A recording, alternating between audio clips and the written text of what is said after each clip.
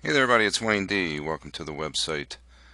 It's WayneD.com. Today, I'm going to look at the swing of my student Austin Kenjorski, who just graduated from University or Marquette University in Wisconsin. Austin had a pretty good college career. He played good in spurts, won a tournament, and off and on has been working with me and sending swings. Sometimes getting off track a little bit and trying to get him back on, but now it's time to turn pro. And Austin's got a really nice set of capabilities. He's a super strong, athletic guy. He can motor the ball out there, flies at unbelievable distances. I played with him and watched him drive a 330-yard hole in the air.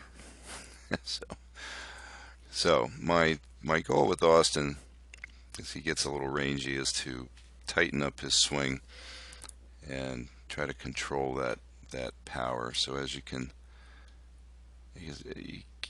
see, it gets a little long. My vision for Austin is more of the Tony Finau, Justin Rose type of action where he doesn't have much movement. I just wanted to get this little overcupping of the wrist, and Austin tends to, at this point in his swing career, steepen the shaft a little bit in transition, as you can see. So I wanted to get rid of that and just in general tighten the thing up. So we worked on it for, he was at my house for a few days, and those are swings that he just sent me.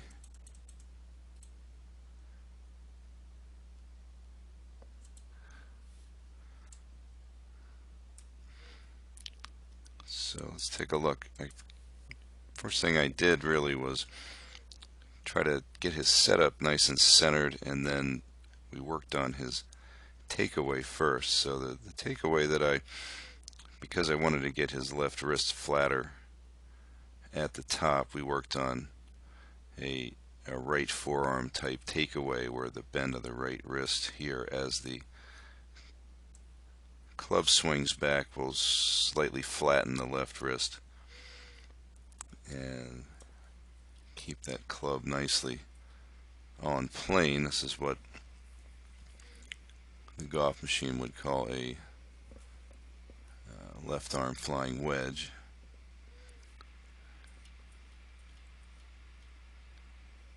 So far you see really flawless technique. It looks great.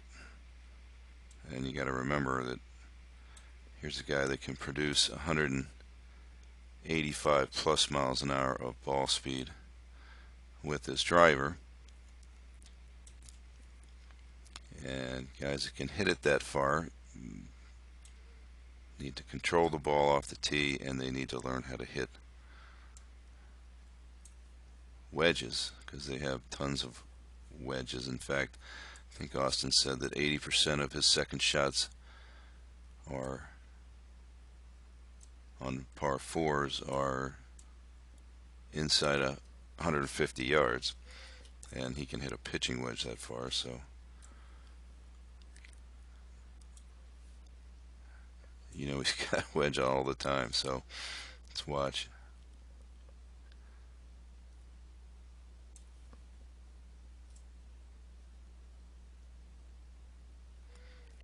So I think you'll agree this is pretty nice looking action here.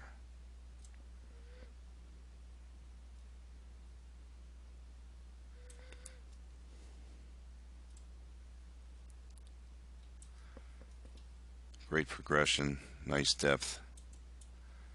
And you can see he's really getting into the ground.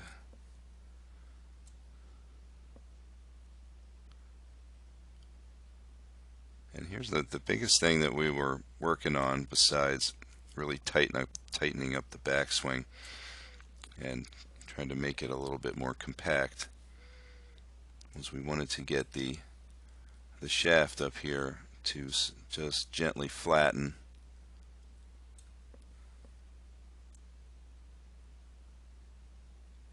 And there you see it.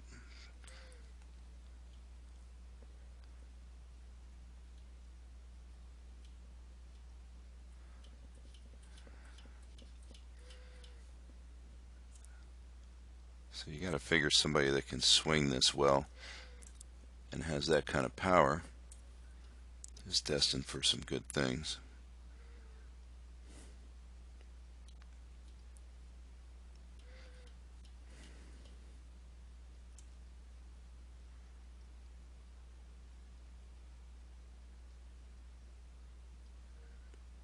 So again, that transition move where I like to get Austin feeling like he's moving left. These are just classic Wayne D ideas.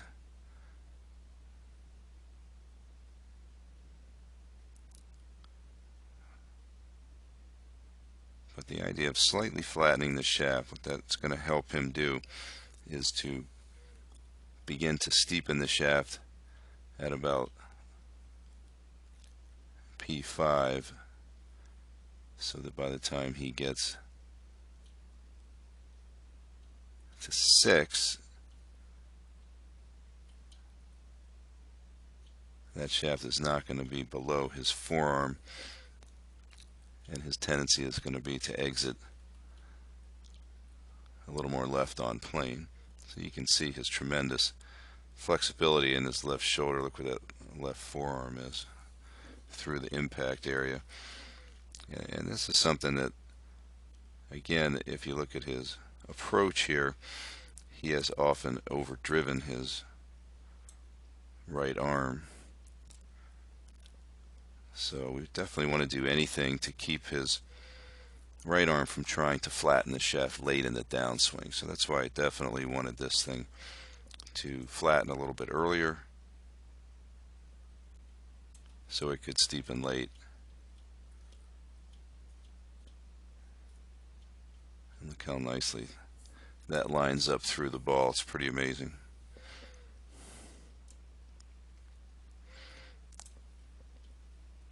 So with the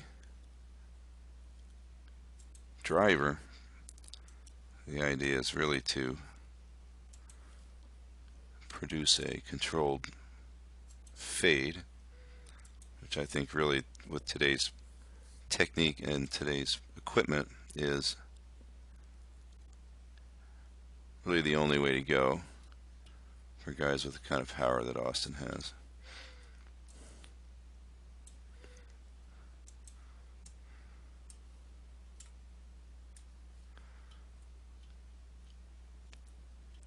So Austin's tendencies over the years, and what has gotten him into trouble, is having the shaft fall below his right forearm on the approach, and that feeling of being jammed up or stuck. You can see here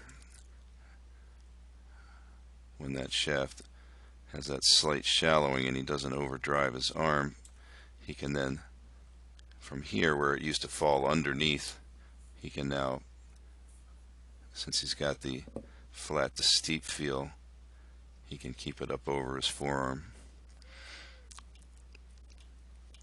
And this is where we're going to get that nice controlled fade, which for him flies 320 yards. And I watched him hit a 3-wood 290. So, but I think the big thing is just to tighten it up. This is as long as I really want to ever see it. And then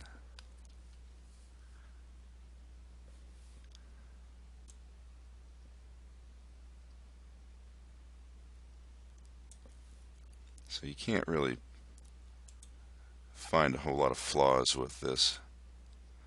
So I'm very excited. We had a good visit. He stayed with me for a few days, and keep up with him, and I expect great things.